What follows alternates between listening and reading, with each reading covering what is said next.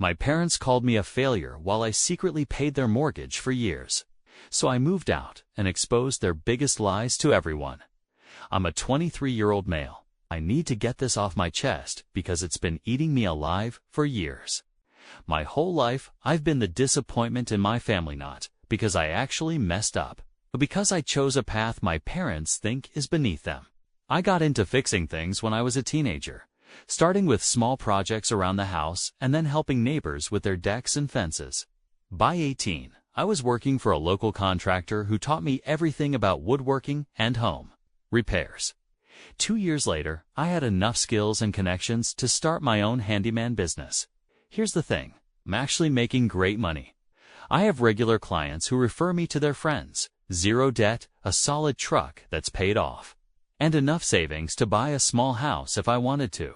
I charge $75 per hour for most jobs, and I'm booked solid weeks in advance. I do the math. But my parents act like I'm one step away from being homeless. My dad keeps sending me job listings for real careers, and my mom is always talking about night school options as if I'm some loser who can't figure out what to do with his life.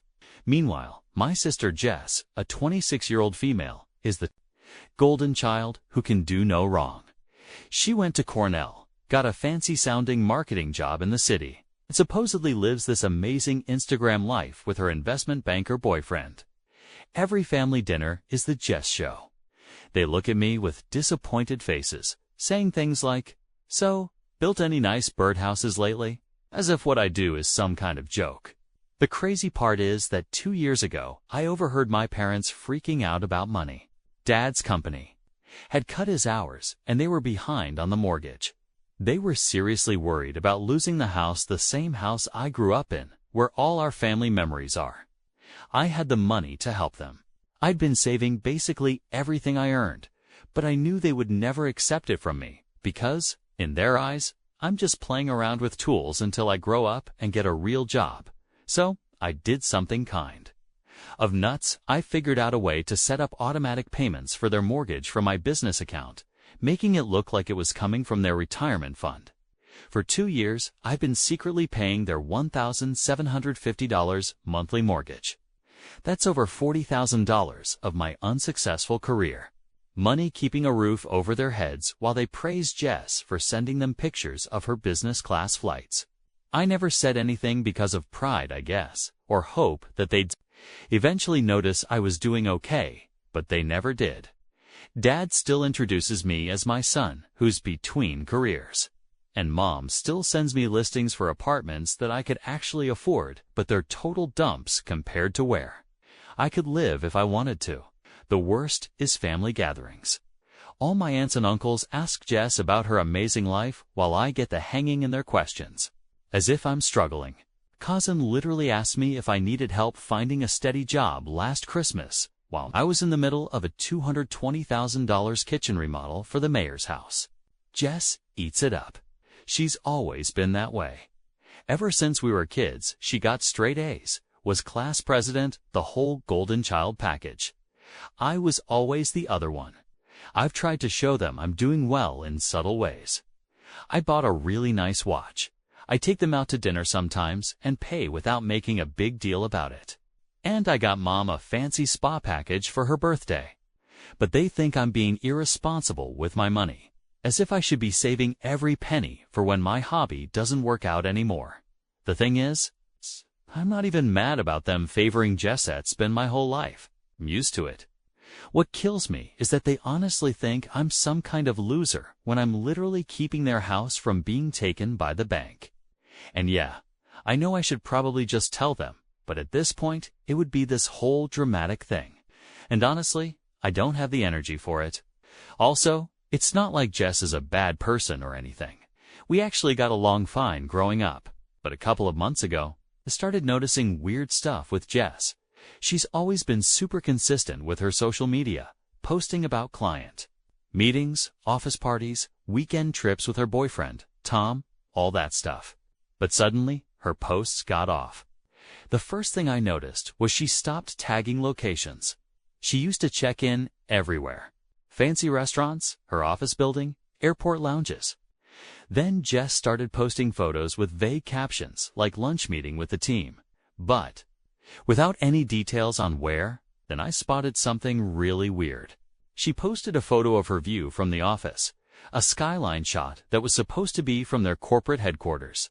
But I recognized it from a real estate website because I had been looking at apartments in that area. It was literally a stock photo from a property listing. Around the same time, her visits home became less frequent. When she did show up, she dodged questions about work. She used to brag nonstop about her clients and projects, but now she would just say things were really busy or going great without any details, and quickly changed the subject. Her boyfriend, Tom, started acting weird too. They've been together for 3 years, and he used to be this confident guy, always talking about investments and market stuff.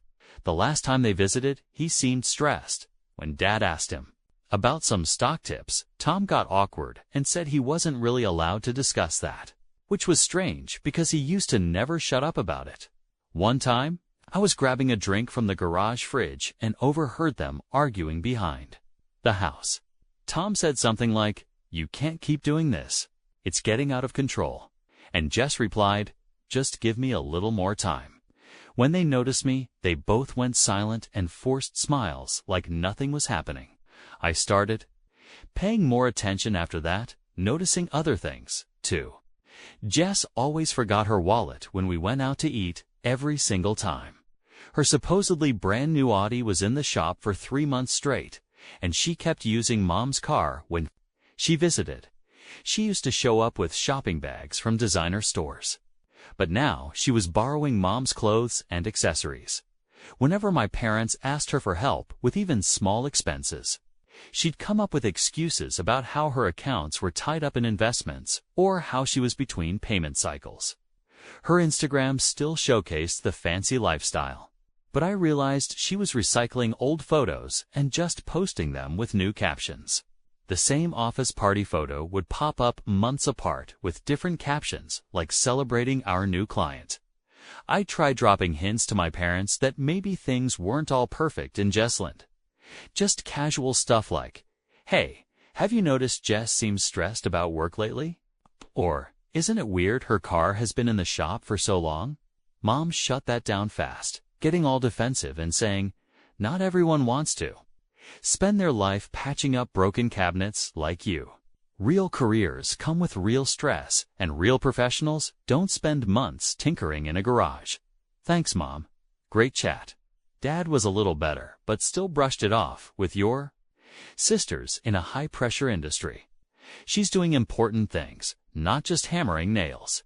This is from the guy whose hammering nails son is secretly paying his mortgage. Meanwhile, Jess kept feeding them stories about her big promotion coming up and how she was this close to landing some huge client that would be a game changer. They ate it up, like always. The whole thing made me feel crazy. Like, am I the only one seeing the red flags here? Am I just being jealous? I didn't want to believe my sister was lying about everything, but something definitely wasn't adding up. I decided to do some digging, nothing stalker-ish, just basic stuff. I looked up her company online to see if she was listed on their team page. She wasn't, which was weird because she'd supposedly been there for years and was up for a director position. I Googled her boyfriend's investment firm too. I found the company, but no Tom was listed anywhere. I didn't know what to do with this information. Should I confront Jess or tell my parents? I decided to wait and see what happened. Maybe I was reading too much into things. Plus, I had my own business to run, and it was getting busier than ever. That's the messed up part about all this. While my parents were obsessing over Jess's fake success, my actual legitimate business was taking off. I had to hire a helper because I couldn't handle all the work myself. I was making more money than I ever had, and none of it mattered to them because it wasn't a career with a fancy title and an office. So, I just kept doing my thing, watching this weird situation with my sister unfold and secretly paying their mortgage. My buddy Mike was the only one who knew about any of this, and he thought I was insane for not just moving out and letting them deal with their own problems. Looking back, I probably should have listened to him. The real breaking point happened about a month ago. This is when everything started to completely fall apart. And honestly, I'm still processing all of it. I found out that my parents had been asking Jess for money. Not big amounts, just borrowing a couple of $100s here and there for unexpected expenses. This whole time, I was secretly covering their biggest bill, and they were hitting up Jess for cash on the side. The worst part was that she was giving it to them, or at least they thought she was. Mom let it slip that Jess had helped them out several times over the past year, but the way she described it was weird. Jess would promise to transfer the money, then there would be some issue with her bank. So she'd promise to send a check that would never arrive. Then she'd claim she'd pay a bill directly for them, but they'd still get late notices. It was this crazy circle of excuses that my parents somehow kept believing. And the entire time, they were telling me that I needed to get my financial act together. The irony was too much. I started to wonder what would happen if I just stopped paying their mortgage. Would they finally have to face reality? Would they realize that Jess wasn't actually helping them?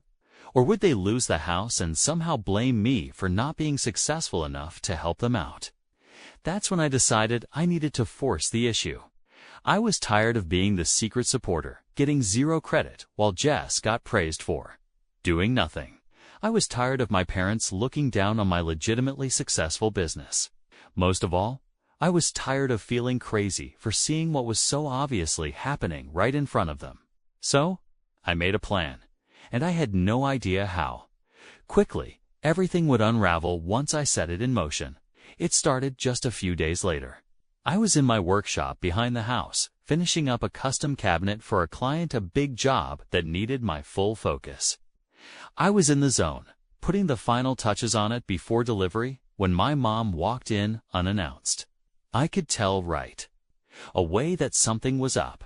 She stood there for a minute watching me work, then launched into this whole speech about how tough the economy is and how everyone is feeling the pinch right now. I just kept working, thinking maybe she was finally going to admit they were having money problems, like actual honesty for once. Stupid me.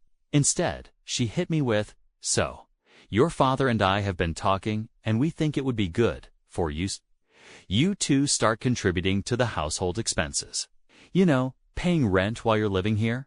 I nearly ruined the cabinet I was working on. I had to put my tools down and take a breath because I couldn't believe what I was hearing. I had been paying their entire mortgage $1,750 a month for 2 years. And now they wanted rent on top of that. I tried to stay calm and pointed out that I was 23, running my own successful business.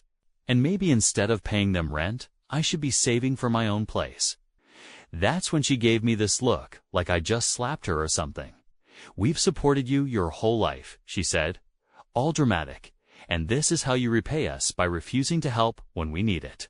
That's when I finally snapped. I asked her why she wasn't asking Jess for rent money. Jess, the golden child with her fancy corporate job and big city lifestyle. Why was it always me who had to step up? Mom's face changed real quick. She started stuttering about how Jess had real expenses and was building her career while I was just playing with wood. Then she dropped this bomb that Jess had loaned them money several times already, which I knew was total BS based on what I'd been seeing. I actually laughed. I couldn't help it. The whole situation was so ridiculous that it was either laugh or punch a wall. This just made my mom even more pissed off, and she went into full attack mode. "You've always been jealous of your sister's success," she said.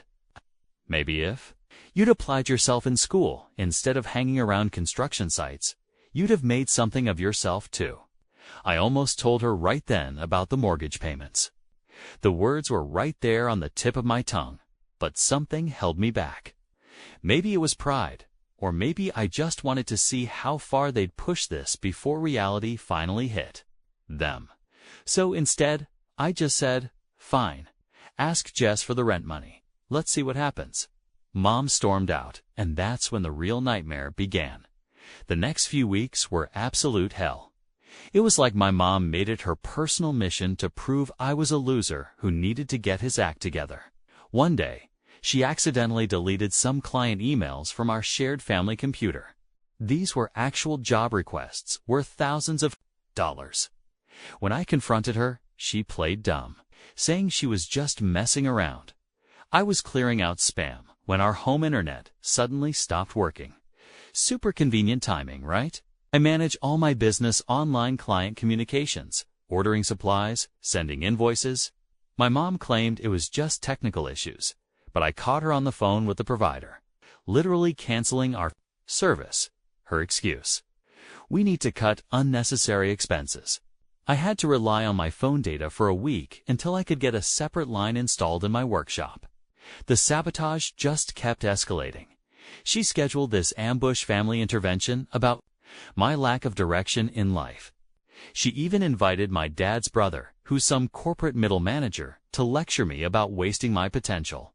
I actually had to leave halfway through to give an estimate on a $155,000 deck renovation. The irony was completely lost on them. Throughout all this, my dad mostly stayed quiet. He'd occasionally back my mom up, but I could tell he was uncomfortable with how far she was taking it. One night, he came to my workshop and awkwardly tried to explain that Mom was just worried about my future. Meanwhile, Mom kept pushing the rent issue, leaving passive-aggressive notes about my share of the bills on my door. It was completely surreal. I was literally paying for the roof over their heads while they treated me like some freeloader. The final straw came when Mom went through my mail and opened a thank you card from a client. This lady was super happy with some built-ins I'd done for her home office and included a $200 cash tip. Mom just took the money. When I confronted her, she claimed it was to cover groceries I had eaten. That's when I knew I had to make some changes. I got a P.O. box the next day so she couldn't intercept my mail anymore. All this time, Jess was conveniently unreachable. She had stopped answering family calls regularly, and when she did talk to our parents, it was always at some good time she scheduled in advance. Mom kept making excuses for her, saying she was swamped with her big project or traveling for work. I was just sitting there watching this whole show unfold, waiting for reality to finally catch up with everyone. Part of me felt bad, knowing what was probably coming, but another part of me was just tired of being the only one living in the real world.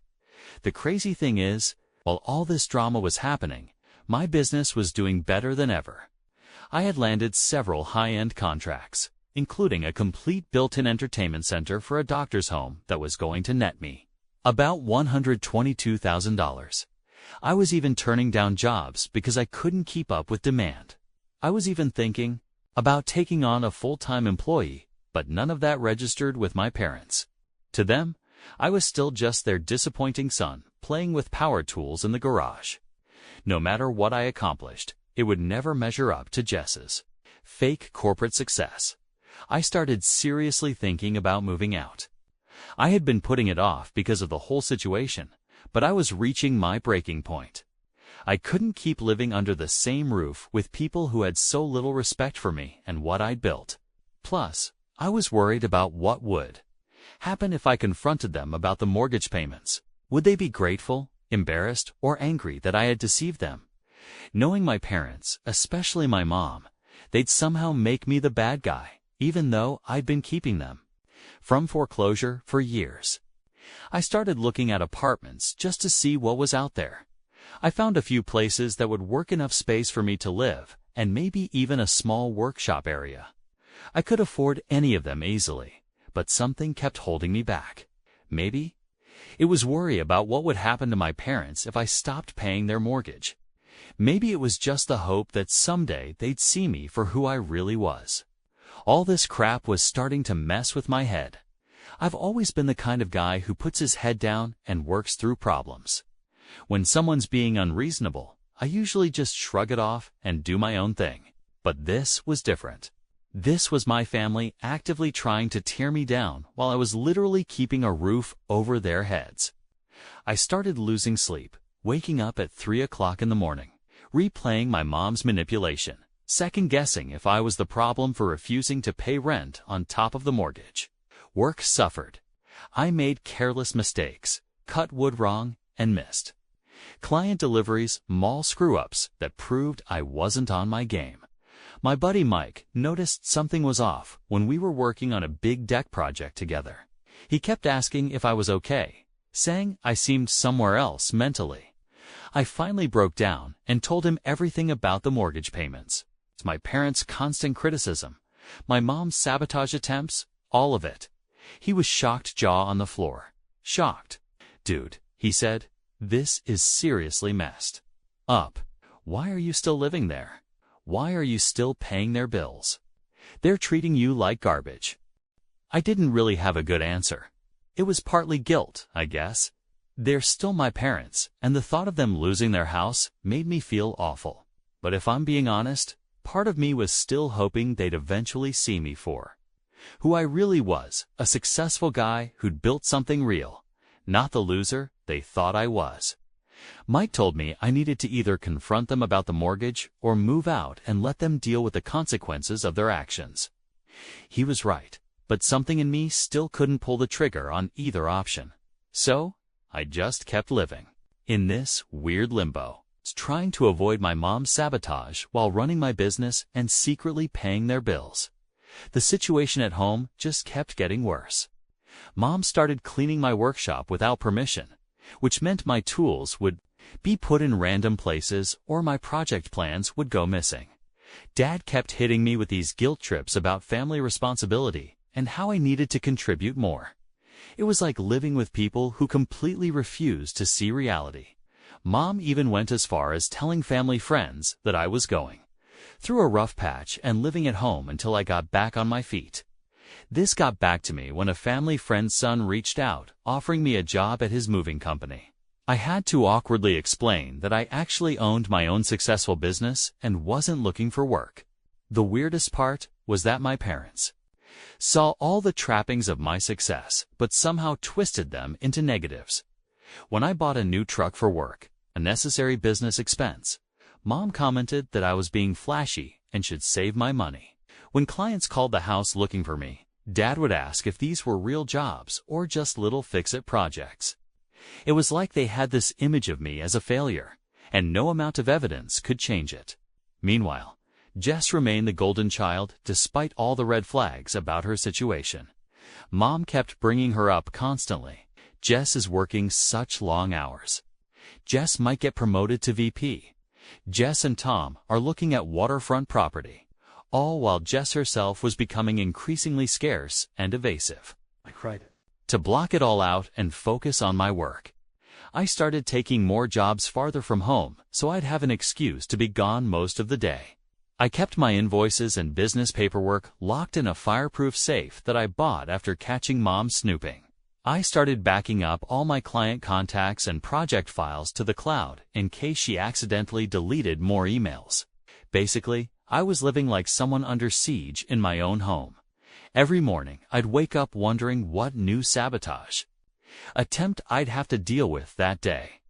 The situation reached a new level of crazy when I overheard my mom on the phone with one of her friends, talking about how worried she was about my financial irresponsibility and how I couldn't manage money. This from the woman whose mortgage I was secretly paying because she and Dad couldn't afford it. The irony was so thick you could cut it with a saw. Around this time, I also noticed my parents were getting more anxious about hearing from Jess. Mom called her almost daily, but Jess was picking up less and less. When she did talk to them, it was always brief and vague. "Can't talk now, in a meeting. Super busy with this project. I'll call you next week." I could see the worry starting to creep into Mom's eyes, though she'd never admit anything was wrong with her perfect daughter. Dad started making comments like, "I wonder how Jess is really doing," when Mom wasn't around. It was like they were finally starting to notice what had been obvious to me for months, but they couldn't quite admit it to themselves yet. Then came the day Mom tried to access my bank accounts. I'd left my laptop open while I went to grab lunch and came back to find her frantically clicking through my browser. She claimed she was just checking the weather, but I could see my bank's website in the recently closed tabs. That was it, the final straw. I couldn't keep living like this. I started making serious plans to move out. I looked at apartments and storage options for my tools and materials. I found a decent place about 20 minutes away. Nothing fancy, but it had a small detached garage I could use as a workshop and enough space for me to live comfortably. I was ready to put down a deposit when everything imploded all at once. It was a Tuesday evening. I was in my workshop finishing up some paperwork when my mom's phone rang. Her voice started out excited. "Hi, honey." I knew she thought it was Jess on the other end. But then her tone shifted first to confusion, then to something that sounded like horror. I stepped closer to the door so I could hear better. Mom was on the phone with Tom, Jess's boyfriend, and from the sounds of it, he was revealing every secret Jess had been keeping. That can't be right. Mom kept insisting there must be some mistake. Jess would never do something like that. I couldn't hear Tom's side of the conversation, but I could tell from Mom's responses that he was painting a very different picture of Jess's life than the one she had been showing us. When Mom finally hung up, she just sat there, staring at her phone as if she were in shock. Her hands were trembling. When she looked up and saw me standing in the doorway, she said, "That was Tom," her voice barely above a whisper. "He and Jess broke up. He says Jess lost her job over a year ago. He says she's been lying to everyone. I didn't say anything. What could I say? I told you so felt too cruel in that moment, even after everything she'd put me through," he says. "She's been pretending to go to work every day, that she was fired for lying on her resume, that she's been maxing out credit cards to keep up appearances." Mom couldn't even finish the sentence. She started crying. I just stood there watching. The house of cards finally collapse. All those suspicions I'd had for months were being confirmed, and I felt no satisfaction at all. Just a strange mix of sadness for my sister and anger that it had taken this long for the truth to come out. Dad came home about an hour later, and Mom broke the news to him. He didn't believe it at first, kept insisting that Tom must be lying, that Jess would never do something like that. But even as he said it, I could see in his eyes that deep down he knew it was true. All those little inconsistencies in Jess's stories suddenly made sense. They stayed up late that night trying to call Jess over and over. She never picked up. They left voicemail after voicemail, each one more desperate than the last. "Please call us back. We just want to know you're okay. Whatever's happening, we can figure it out together." I went to bed around midnight, leaving them still trying to reach her. As I lay there staring at the ceiling, I wondered if this would change anything between us. Would they finally see that I wasn't the family? Failure, after all. Or would they somehow find a way to blame me for not warning them about Jess sooner? I didn't have to wonder for long. The next morning, everything changed. I came downstairs to find my mom sitting at the kitchen table, still in yesterday's clothes, her eyes puffy from crying. Dad was pacing around the living room with his phone pressed to his ear, leaving what must have been his 20th voicemail for Jess. Neither of them acknowledged me at first. It was as if they were in this bubble of shock and couldn't see anything outside of it. I made some coffee and sat down across from Mom, not really sure what to say. What do you say to someone whose entire worldview just got shattered? Finally, Mom looked up at me. Her face was different somehow. The usual judgment and disappointment were gone, replaced by something I'd rarely seen directed at me: desperation. "We need your help," she said simply. It's the naked truth that they were in trouble, and I was their last resort. She started telling me about their financial situation, how Dad's pension wasn't what they had expected, how medical bills had piled up after his knee surgery 2 years ago, how they'd been barely treading water financially for years. "Jess has been helping us," she said, her voice cracking. "Or at least we thought she was. Turns out your sister has been asking Jess for money regularly over the past year. Small amounts at first, a couple hundred here and there for unexpected expenses, then larger sums when bigger bills came due. Jess had supposedly been helping them, telling them she'd transferred money or paid bills directly. But now they were finding out none of that was true. The bills she claimed to have paid were still outstanding. The transfers she promised never arrived. It had all been a web of lies to maintain her image as the successful daughter while she was actually drowning in debt herself. "We're going to lose the house," Mom said, her voice hollow. "The retirement fund we've been using for the mortgage, it's empty. We got a notice from the bank yesterday. We're 3 months behind." I just stared at her, trying to process what she was saying. 3 months behind. That can't be right, Eve. Been making those payments religiously for 2 years.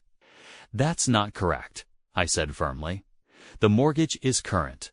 Payments have been made every month." My mom looked puzzled. "How would you know that?" she asked. And there it was, the moment of truth I'd both dreaded and waited for. I took a deep breath. "'Cause I've been paying it," I said, "for the past 2 years, every month from my business account." The look on my mom's face was something I'll never forget, complete and utter shock. Her mouth literally hung open. Dad, who had wandered back into the kitchen, dropped his phone. "What are you talking about?" Mom whispered. So, I told them everything. I explained how I'd overheard their worries about losing the house 2 years ago. I shared how I set up the automatic payments to look like they were coming from their retirement account. I had been silently keeping a roof over their heads while they continued to treat me like a failure. "Why didn't you tell us?" Dad asked, his voice uncharacteristically small. "Would you have accepted help from me?" I countered. "From your disappointment son with his hobby job? Or would you have been too proud to take money from someone you think is a loser?" They didn't have an answer. We all knew the truth. "So all this time, ... Mom began, then stopped, visibly calculating just how much money I'd paid, over $40,000 at this point. "Why did you do it?" she finally asked. "Because it's our family home," I replied. "'Cause I didn't want you to lose it. Because despite everything, you're still my parents." Mom started crying again, but these weren't the same tears as before. These were complicated tears. "We had no idea you were ... Dad trailed off. "Successful," I filled in. "Yeah, I know. You've..." Both made that very clear. The conversation that followed was tense and awkward. Mom kept saying how proud she was of me, how she'd always known I had potential. Dad talked about how impressed he was with my business sense, but neither of them actually apologized for how they treated me. Instead, they pivoted to discussing what we were going to do about Jess, how we needed to come together as a family to help her, and how they knew I would want to help my sister when she finally turned up. It was surreal, even after finding out I'd been financially supporting them for years while Jess had been lying. They still somehow saw her as the priority. It was like they were physically incapable of seeing me as equal to her, let alone acknowledging that I had been the responsible one all along. I sat there listening to them talk about Jess's problems, about how we needed to be supportive when she came home, about how she was probably just overwhelmed by her high-pressure job. They were already making excuses for her, creating a narrative where she wasn't a liar, but a victim of circumstance. And me, I was still just the backup plan, the safety net, the one who would keep paying the bills while they focused all their emotional energy on Jess. That's when I realized nothing was ever going to change. I could pay their mortgage for 20 years, build a $1 million business, win a craftsmanship award from the president, and I would still be the second best child in their eyes.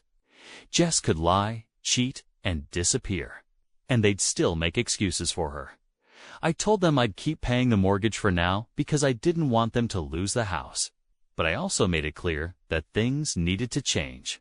I was done being the family punching bag, done having my emails deleted and my mail opened, done being lectured about responsibility by people who couldn't pay their own bills. They nodded and agreed to everything, but I could tell they weren't really hearing me. They were too caught up in the Jess drama, too worried about their golden child, to really process what I was saying. Most of all, I felt trapped. I was still living under their roof, still paying their mortgage, still caught in this dysfunctional family dynamic, and I honestly didn't know how to break free. Jess finally resurfaced 3 days later. She didn't come home she just called Mom, crying about how everything had fallen apart. She admitted to losing her job, accumulating credit card debt, and lying about her success. But she framed it all as something that had happened to her, not something she'd done. She was the victim of a toxic work environment and predatory lending practices. And my parents bought it hook, line, and sinker. Mom was on the phone with her for hours, consoling her and telling her it would all be okay. That they understood. Dad started researching credit counseling services and discussing how they could help Jess get back on her feet. Meanwhile, no one mentioned the $40,000 plus I'd contributed to keep us all housed. No one acknowledged that, while Jess had been digging herself into a hole of lies and debt, I'd been building a legitimate business and supporting the family. It felt like we were all trapped in the same exhausting cycle. Before I knew it, we were right back where we started. Jess was the center of everyone's concern, and I was left an afterthought. That's when I knew I had to get out. Not just physically move out of the house, but emotionally distance myself from this toxic dynamic. I needed to accept that my parents would never see me clearly, to never value what I had built, and never put me on equal footing. The next day, I was with Jess after talking to Mike, who gave me a much-needed confidence boost. I found an apartment across town and put down a deposit. It came with a small garage space that would work for my business until I could find a proper workshop. I moved out the following weekend while my parents were at a meeting with their bank. I didn't tell them beforehand. I knew they'd try to talk me out of it, make me feel guilty, or find some way to sabotage my plans. I left a note explaining that I would make the mortgage payment for one more month to give them time to figure something out. But after that, they were on their own. I also included printouts of all the mortgage payments I'd made over the past 2 years, along with a breakdown of how much money I'd saved them. At the bottom I wrote, "Now you know which child was actually successful. Don't contact me until you're ready to apologize for how you've treated me." The fallout was predictable. Mom called me 50 times, leaving tearful voicemails about how they didn't mean it, how they'd always loved me, and how they were just trying to push me to reach my potential. Dad sent a text saying they were sorry if I felt unappreciated, a classic non-apology that puts the blame on me for my feelings rather than on them. For their actions, Jess finally showed up at our parents' house a week after I moved out, according to family friends. She's telling everyone she had a nervous breakdown from working too hard and is taking time to reassess her priorities. She's completely rewritten the narrative, positioning herself as the victim instead of the liar. Classic. Jess, spinning her massive failure into some kind of noble journey of self-discovery. As for me, my business is booming. I hired my first full-time employee last month to help with the workload. I have my own place where nobody can mess with my stuff or talk down to me. For the first time in my life, I'm not carrying the weight of trying to prove myself to people who were determined to see me as a failure. So, here I am, the family disappointment, doing just fine on my own. It turns out that being a disappointment is pretty damn liberating when you stop caring about disappointing people who never appreciated you. Anyway, if there's a lesson here, I guess it's this. Success isn't about the job title, the college degree, or the fancy apartment. It's about building something real and sustainable, whether that's a business, relationships, or just a life you don't have to lie about. By that measure, I was the successful one all along. They just couldn't see it until it was too late.